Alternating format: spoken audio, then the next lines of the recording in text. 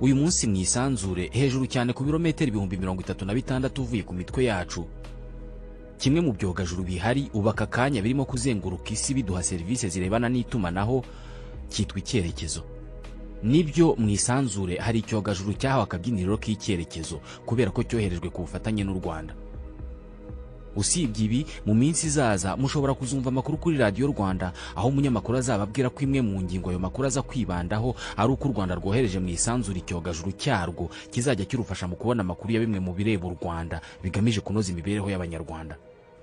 Iki gihe umunyamakuru navuga iyi nkuru bizaba ngombwa ko abasobanurira icyogajuru icyo ari cyo, gikora iki, kimaze iki, mu isanzure aho kiba kiri ni hehe, muri make icyogajuru, icyerekezo n'ibindi byinshi ubu kano kanya birihe, birimo gukora iki.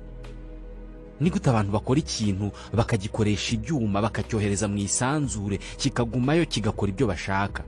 Twebwe reka tubivugeho mu kanya. Nitwa Ismael mwanafunzi. Iki kiganiro cyitwa waruziko. Ni cya Radio Rwanda, mwumva buri ku cyumweru 2:00 za mu gitondo, kuwa kabiri 2:00 z'umugoroba no kuwa gatandatu 7:30 z'amanywa. Ikaze.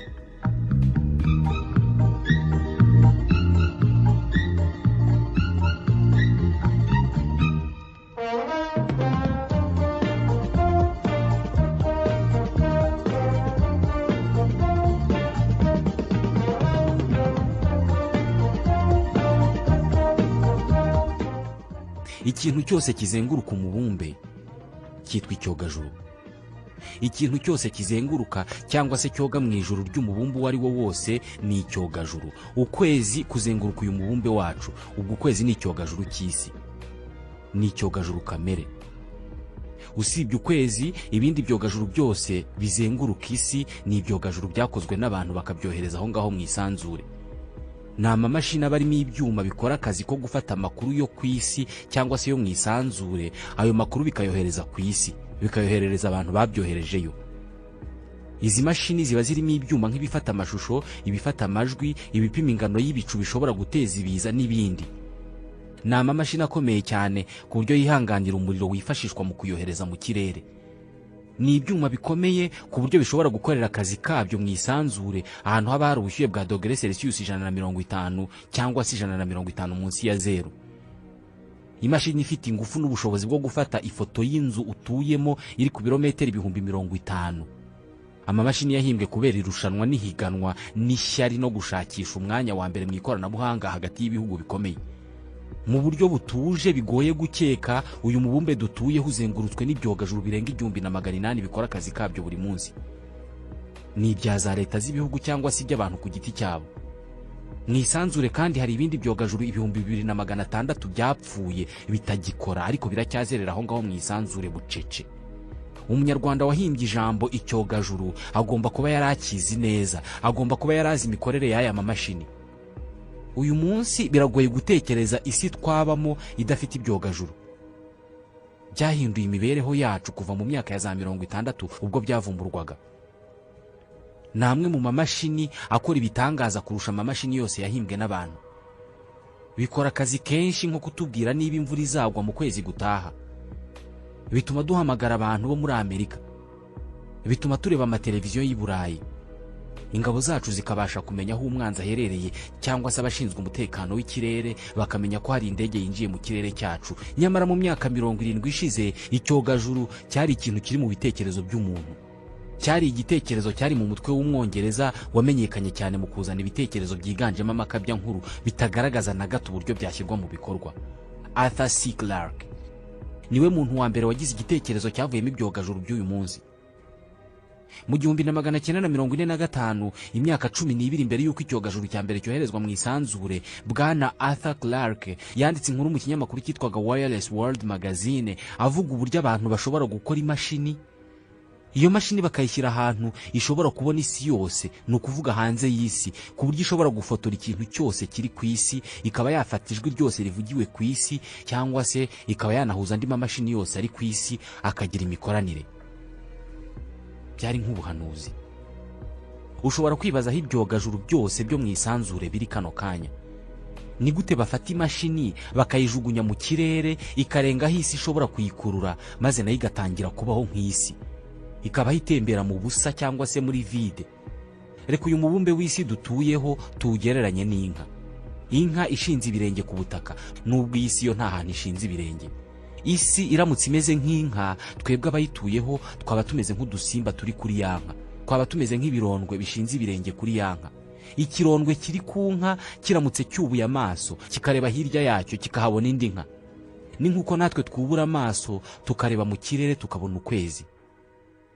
Haramutse habaye hari udukungugu cyangwa se udukoko nk'imibu irimo kuguruka hafi aho ngaho izenguruka ya nka dushinzeho ibirenge, uko niko ibyogajuru bimeze kuri twebwe mu gihe birimo kuzenguruka isi dushinzeho ibirenge. Uhagaze kuri equateur cyangwa se ku murongo muganda ugabanyamo isi kabiri, ukabara ibirometero 36,000 uvuye ku isi uzamuka mu kirere, waba ugeze aho bita kuri orbite geostationnaire. Aha ni ibyogajuru hafi ya byose bishinzwe itumanaho biherereye. Icyerekezo niho kiri kano kanya. Isi yizengurukaho ubwayo, isi irikaraga. Mu masaha 24 iba yikaraze ku buryo buri gace ko ku isi kaba kagarutse hahandi katangiriye. Ibi byogajuru bishinzwe itumanaho biri kuri orbite geostationnaire nabyo bizengurukana n'isi, bizenguruka ku muvuduko w'isi ku buryo aho icyogajuru giherereye agace cyerekeyemo gishinzwe guha service gitanga kaguma ari ako ngako. Arthur C. Clarke niwe wa mbere watekereje kandi akagaragaza ko rimwe icyuma cyakozwe n'umuntu kizazenguruka isi. Buri gihe iyo ufashe ikintu ukakinaga, bitewe n'ingufu ukinaganye kiragenda kikagwa mu ntera runaka, kubera ko kiba kigeze aho ingufu zacyohereje zitakiruta iz'isi ifite ikoresha mu kugikurura. Iyo ushaka kohereza ikintu kure, nawe ukoresha ingufu nyinshi ku buryo isi iri butinde kugikurura, iri butinde kuganza izo ngufu zawe kubera uburyo ari nyinshi. Ushaka kohereza ikintu kure cyane hashoboka mu ntera ya kure cyane, byagusaba gukoresha imashini ifite ubushobozi bwo kujugunya icyo kintu kure cyane kurusha ukuboko kwawe. Imbunda. Uko niko imbunda yifashishwa mu kujugunya isasu kure cyane hashoboka. Aho isasu rigarukira, ubwo ingufu zaryohereje, no kuvuga ingufu z'imbunda, niho ziba zigarukira. Isi igahita irimanura ku butaka. Buriya haramutse habonetse imbunda yarasa isasu rigenda ku muvuduko w'ibirometero 28,163 mu isaha imwe, iryo sasu ryaba rifite umuvuduko ungana uko ryarenga isi. Kurenga isi ni ugutumbagira ukagera aho rukuruzi y'isi itagifite ubushobozi bwo gukurura icyo kintu. Iryo sasu ryakwisanga mu isanzure ririmo kuzenguruka isi, kubera ko uko isi yajya igerageza kurikurura itakibifitiye ububasha, ryo ryajya rizengurukana nayo. Buriya ufashe rukuruzi ukagerageza kuyifatisha kuma, ariko ntuyikegereze, ukajya uyinyuze hejuru y'ako kuma uyizengurutsa, ako kuma nako kayizenguruka inyuma. Nguko uko ibyogajuru biba hanze y'isi bikajya biyizengurukaho. Uyu munsi icyuma gishobora kurasa isasu cyangwa se gishobora kurasa ikindi kintu kikagenda ku muvuduko w'ibirometero 28,000 mu isaha ku buryo kirenga isi, cyitwa rocket. Ni nk'ikibunda cya rutura. Nizo bakoresha bohereza ibyogajuru mu isanzure. Iyo bavuga ibitwaro bya kirimbuzi, baba bavuga ubwoko bw'ibisasu bishobora gusenya nk'umujyi wose, kandi byarashishijwe imbunda zifite ingufu zenda kungana nk'izirasa cyangwa se zisunika icyogajuru kikagera mu isanzure. Iyo icyogajuru kizamutse kikarenga aho isi ishobora kugikurura, icyo gihe gitandukana n'ibyuma byagisunitse bikigezayo. Icyo gihe kandi gihita gifungura ibyuma bikurura imirasire y'izuba cyangwa se panneau solaire kugira ngo gikurure amashanyarazi azagikoresha aho kiri mu isanzure. Niyo mpamvu iyo ubonye icyogajuru hano ku isi kiba kimeze nk'icumu. Kiriya kimeze nk'icumu ni rocket icyohereza, ariko iyo kigeze iyo ngiyo mu isanzure, ariko iyo tubonye amafoto y'aho kiri mu isanzure, dusanga kimeze nk'igisanduku gifite ibimeze nk'amababa. Ariya mababa ni za panneau solaire. Ubundi cyitwa isanzure ntabwo gihera kure uturutse aha ngaha turi ku isi. Isanzure rihera ku birometero 150 uvuye hano dushinze ibirenge. Munsi y'ibirometero 150 naho bita muri atmosphere, ni mu kirere cy'isi nyine. Aha ni naho indege zacu zigendera. Izi ndege zacu zigendera ku birometero 10 uvuye hano ku isi. Mu gihe ibyogajuru byinshi biri mu isanzure byo biri ku birometero bihera kuri 200 ukagera ku 1500 hejuru iriye. Hagati y'ibirometero 10,000 ukagera ku 20,020, ni ukuvuga nko gufata ubuso bw'u Rwanda ukaburambura ukabukoramo umurongo umwe uzamuka mu kirere, aho uwo murongo wagarukira haba ibyogajuru bishinzwe amerekezo. Nibyo bikoresha za GPS, kwa twuma abantu babaza ngo ikarongi nihe, kakakuyobora. Ibyogajuru ntabwo bizenguruka isi mu buryo bw'akavuyo. Buri cyose kiba gifite umurongo gikurikira, kubera ko mu kirere mu busa hari imirongo itagaragara ariko irahari. Hari ibyogajuru biri ku murongo uringaniye na equateur cyangwa se wa wundi ugabanyamo isi kabiri. Ni ukuvuga utekereje uyu mubumbe w'isi uburyo uteretse mu isanzure mu busa, ukareba huriya murongo ugabanyamo uyu mubumbe kabiri uri, ukaba nk'uca umurongo uturuka ku isi ugakomeza mu busa hirya y'isi. Kuri uwo murongo nyine uringaniye na equateur niho hari ibyogajuru bishinzwe itumanaho. Kwanza buriya iyo bagutereye antene ya televiziyo ya indi y'igisahane, bayirebesha ahantu irebana neza neza na kimwe mu byogajuru biyiha amashusho, ku buryo amashusho aturuka kuri icyo cyogajuru aboneza neza neza muri cya gisahane. Kubera ko byo bitagenda ku muvuduko nk'uw'isi, bihetura isi mu isaha imwe n'iminota 40.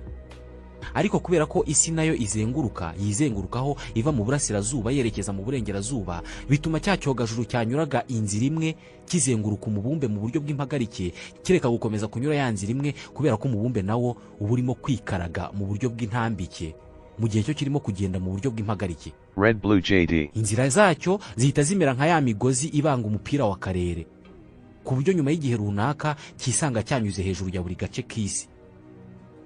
Uko niko hari ibyogajuru bishobora gufata amashusho ya buri gace ko ku isi. Nk'icyogajuru cyitwa Spot giheruka koherezwa mu kirere, gifite za kamera zifite ibyitwa resolution y'amabara ya metero 5. Bivuze ko gifite ubushobozi bwo gufotora ikintu kiri ku butaka gifite metero 5 kikaza gisa neza cyane. Aya mashusho kiyoherereza abagikoresha bari ku isi, kikayohereza gikoresheje inzira zinyuramo amakuru ya radio, onde radio. Inzira ziri mu kirere zirimo kunyuramo aya majwi yanjye akabageraho ayunguruye. Hari ahantu uzajya ukabona ku bisenge by'amazu cyangwa se ku nkingi runaka hari bya antene by'ibisahane cyangwa bya bintu bimeze nk'ibidasesa binini cyane biri hejuru y'ibisenge by'amazu nk'ibiri hejuru y'ingi nicayemo. Biba bishinzwe gukurura amakuru yose yoherezwa n'ibyogajuru, bikaba bifite ubushobozi bwo guhita bihindura ayo makuru mu mashusho cyangwa se mu majwi cyangwa se ikindi icyo cyogajuru gikora. Icyo cyogajuru cyitwa Spot narimvuze gishobora gufata amashusho y'amabara cyangwa se en couleur kuri metero 5, ariko iyo gifashe ay'umukara n'umweru gishobora gufata amafoto mu gace ka metero 2.5. Ni icyogajuru gishobora gufata amafoto y'ibimera kikagaragaza ko ibigori byo muri Ruhango byibasiwe na nkongo idasanzwe. Ibyogajuru bishinzwe iteganyagihe byo byohereza amakuru y'uburyo ikirere cy'isi gihagaze buri minota 30. Aya niyo mu kigo cy'igihugu gishinzwe ubumenyi bw'ikirere bakoresha batubwira iteganyagihe rya buri munsi. Ibi byogajuru bishinzwe iteganyagihe nibyo bireba ku isi bikanabona ahantu hari imiyaga ikomeye ishobora guteza ibibazo. Binareba hiyo miyaga irimo kwerekeza maze bakaburira abaturage. Mu isi hari station de réception cyangwa se ibigo byakira amakuru y'ibi byogajuru bigera ku 2,000.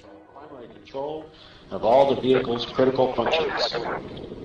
T-minus 17 seconds and counting. 15,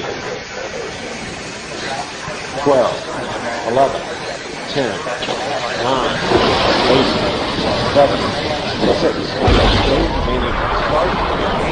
start, 2, 1. Kuba kohereza icyogajuru mu kirere bisa n'ibyoroshye, ntabwo bivuze ko abantu bashobora gukoresha bya byuma wagereranya n'ibibunda bisunika ibyogajuru ngo bohereze ibintu byose babonye. Uburemere bw'icyogajuru n'ikiguzi cyo kucyohereza bifite umwanya munini kuri iyi ngingo. Ibyogajuru bya mbere byabaga bipima ibiro runaka, ariko bikaba byaratwaye amamiliyoni mu kubyubaka no kubyohereza mu isanzure. Uyu munsi kubera ko havumbuwe rockets cyangwa se bya byuma bibyohereza bigurumana bifite ingufu ntagereranywa, hari ibyogajuru bishobora kugira uburemere burenze toni. Gusa n'ibito biracyahari. Uyu munsi hari byinshi byoherezwa mu bunini bwabyo bingana na frigo nini. Bigitangira kohereza icyogajuru mu isanzure byabaga ari amadolari 30,000 kuri garama 450. Uyu munsi ibyinshi mu byogajuru byoherezwa ni ibishinzwe kutworohereza itumanaho, internet, telefone, televiziyo.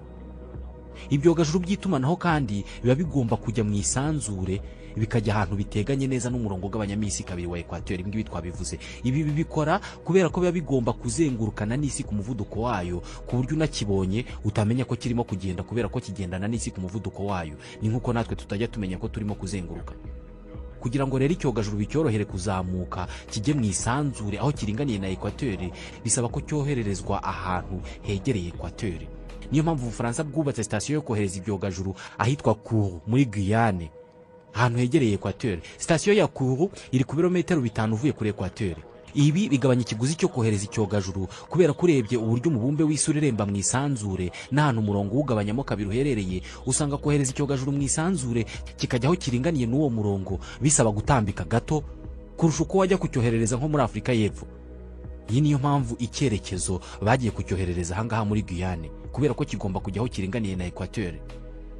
Ibihugu byinshi cyangwa se ibigo byinshi iyo bigiye kubaka ibikorwa remezo byo kohereza ibyogajuru bibyubaka hafi ya wa murongo ugabanyamo isi kabiri wa Equateur, kugira ngo ibyogajuru by'itumanaho bizoherezwe bitandukanye. Guidance now converging.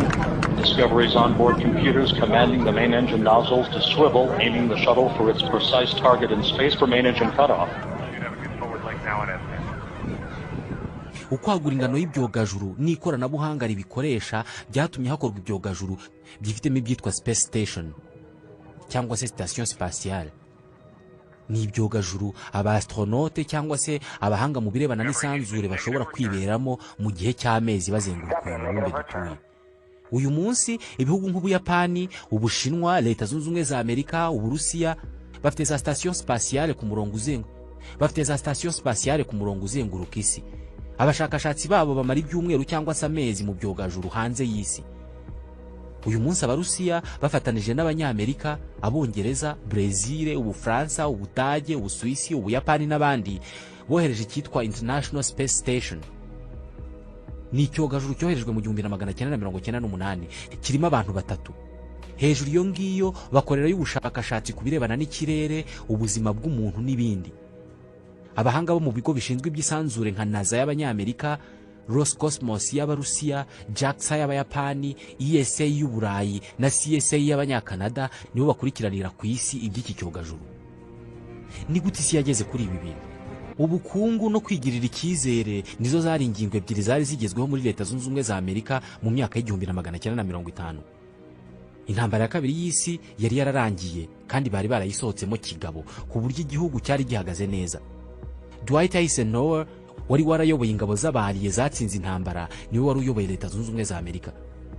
Iki gihe bari bibasiwe n'icyitwa materialisme, baraguraga, bakarya, bakumva indirimbo za Elvis Presley. Bari bafite ibyishimo bitangirwa na inkuru. Leta Zunze Ubumwe z'Abasoviete kariko kabazo gato ya Leta Zunze Ubumwe za Amerika zari zifite, ariko nako ntabwo kari gakomeye kubera ko Amerika yari yarigeze gukora bombe atomique. Byayihaga gutuza ikumva ko ariyo ya mbere mu ikoranabuhanga. Ibi Abanyamerika babyizeye kugera ku itariki ya 4 y'ukwa 10 mu 1957, ubwo Abarusiya cyangwa se Abanyaleta Zunze Ubumwe z'Abasoviete boherezaga mu isanzure ikintu bise Sputnik. Sputnik ubundi bivuga traveling companion de route, umufatanyabikorwa mu rugendo. Kubasha kohereza Sputnik mu kirere nibyo byabaye icyogajuru cya mbere cyakozwe n'abantu cyoherejwe mu isanzure hafi y'isi. Usibye ukwezi nk'icyogajuru cyacu kamere, Sputnik nicyo cyogajuru cyacu kitari kamere cyageze mu isanzure. Yari inkuru nziza ku muntu wari wese mu isi yose, ariko bikaba inkuru mbi ku ishema ry'Abanyamerika. Sputnik 1 yari imashini imeze nk'umubumbe, ikagira santimetero 58 z'umurambararo n'ibiro 83 by'uburemere.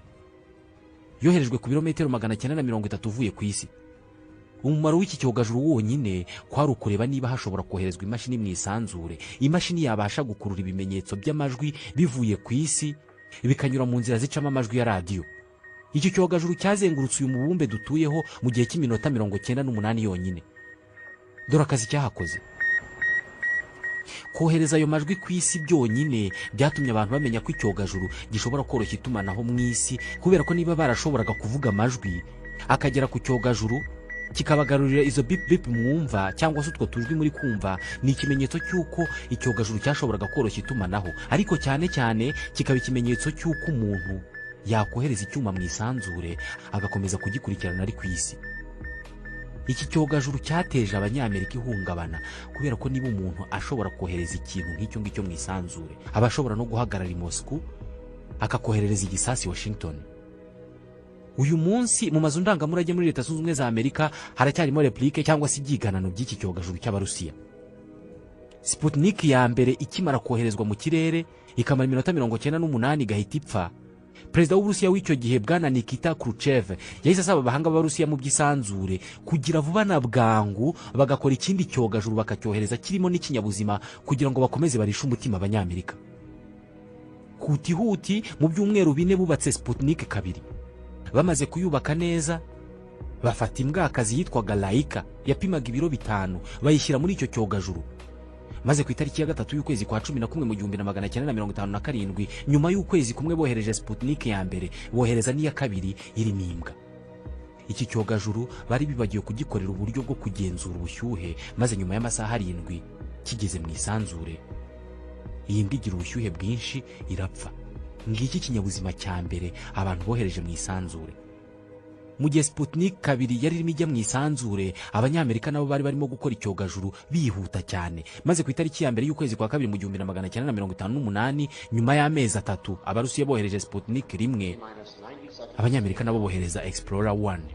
Explorer 1 yo yamaze imyaka 8 mu kirere kurusha Sputnik. Iki gihe wari warakoze iki cyogajuru cy'abanyamerika witwaga Werner von Braun yahise avuga ati, ubu mu buryo budasubirwaho twamaze gukandagiza ikirenge cyacu mu isanzure kandi ntabwo tuzongera kugikurayo.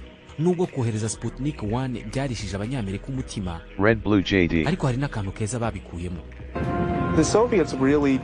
Mu kohereza Sputnik ya mbere mu by'ukuri Abarusiya badukoreye ibintu byiza cyane kuko bakuyeho imbogamizi zose zirebana n'amategeko mu kuba twakwinjira mu kirere cy'abandi dukoresheje icyogajuru. Kubera ko ari bo babikoze bwa mbere, naho bari guhera baburana kubera ibyo twakoze nyuma yabo. Yitwa Dwayne Day, ni umusesenguzi wa gahunda zirebana n'ikirere mu kigo cy'Isaha n'iminota 48. Ahesha Abarusiya indi ntsinzi. Akimara kugaruka yabwiye abanyamakuru ati, igihe narindi hejuru iriya ntabwo nigeze numva ndi njyenyine kuko narinzi ko abaturage ba Leta Zunze Ubumwe z'Abasoviyete bose bari bari kumwe nanjye bakurikirana ibyo ndimo naho ndi. Hashize amezi 10 Alan Shepard yabaye umunyamerika wa mbere wageze mu isanzure. Ku itariki ya 28 y'ukwa 2 mu 1962 yazengurutse uyu mubumbe inshuro 3 ari mu cyogajuru cyari gifite umuvuduko w'ibirometero 28 n'ijana mu isaha. Gusa nanone Amerika yari yongeye kuba iya kabiri inyuma y'Abarusiya. Abanyamerika benshi bari barimo kwibaza niba koko Amerika umunsi umwe izashobora gusohoza uyu muhigo wa Perezida John Fitzgerald Kennedy. Nizeye ko iki gihugu gishobora kwiha intego y'uko imyaka 10 ishira tuzaba twohereje umuntu ku kwezi tukamugarura ku isi ari muzima. Amamiliyaridi y'amadolari yahise ashorwa muri uyu mushinga, maze ku itariki ya 20 y'ukwezi kwa 7 mu 1968 icyogajuru gipima toni 2857 n'ibiro 632 cyoherezwa gisunikwa na rockets 5 ku muvuduko w'ibirometero 28 mu isaha. Abanyamerika noneho bagera ku kwezi ku nshuro ya mbere mu isi. Nyuma y'iki gihe nibwo havutse ikoranabuhanga ryo kohereza mu isanzure ibyogajuru bishobora gufata amafoto yo ku isi bikagaragaza ahantu hari ibitwaro bya kirimbuzi n'igihugu biherereyemo. Uyu munsi kubera ibyogajuru abantu baba bafite iminsi yo kwimuka ahantu mbere y'uko hibasirwa n'imyuzure cyangwa se ibindi biza. Indege n'amato yose yo mu isi abafite radio zifite akazi ko kohereza amajwi n'ibimenyetso byayo kuri kimwe mu byogajuru bishinzwe itumanaho. Ibi bituma indege ya buri birengero mu kirere cyangwa se ubwato bwa buri birengero mu nyanja abantu bashobora kubona amakuru aturutse ku byogajuru, amakuru atuma bamenya aho iyo ndege cyangwa se ubwo bwato buherereye ku isi. Ibi byatabaye ibihumbi by'ubuzima. Uyu munsi ibyogajuru bishinzwe amerekezo bivuyeho, indege nyinshi, amato, amamodoka yayoberwa ibyerekezo. Ibinyabiziga byinshi mu burengerazuba bw'isi birimo utwuma twitwa GPS twoherereza ibyogajuru ibimenyetso by'aho duherereye. Bityo icyo cyogajuru kigahita kiguha amakuru y'ahantu neza uri muri ako kanya. Mu myaka ya za 60 iyo hataza kubaho ibyogajuru bifite ubushobozi bwo gukura amashusho muri Amerika bikayamanurira mu mantene yacu atuma tureba televiziyo, byari kutugora kumenya uko abo mu burengerazuba bw'isi babayeho. Kubera itumanaho ryorohejwe n'ibyogajuru birasa naho uyu munsi nta gace kakiri kure mu birebana n'itumanaho. Amashuri yo ku Nkombo no mu bindi bice byibwiraga ko biri kure mu Rwanda mu minsi itari ya kera bashobora kuzaba bahamya bibi ngibi. Naha dusoreje ikiganiro wari uzi ko cy'uyu munsi, ikiganiro tubashimira kuba mukurikira. Ni icya Radio Rwanda, mukurikira buri ku cyumweru isaa 2 za mu gitondo, kuwa kabiri isaa 2 z'umugoroba no kuwa gatandatu isaa 7 n'igice z'amanywa. Nitwa Ismael mwanafunzi. Ndabashimira.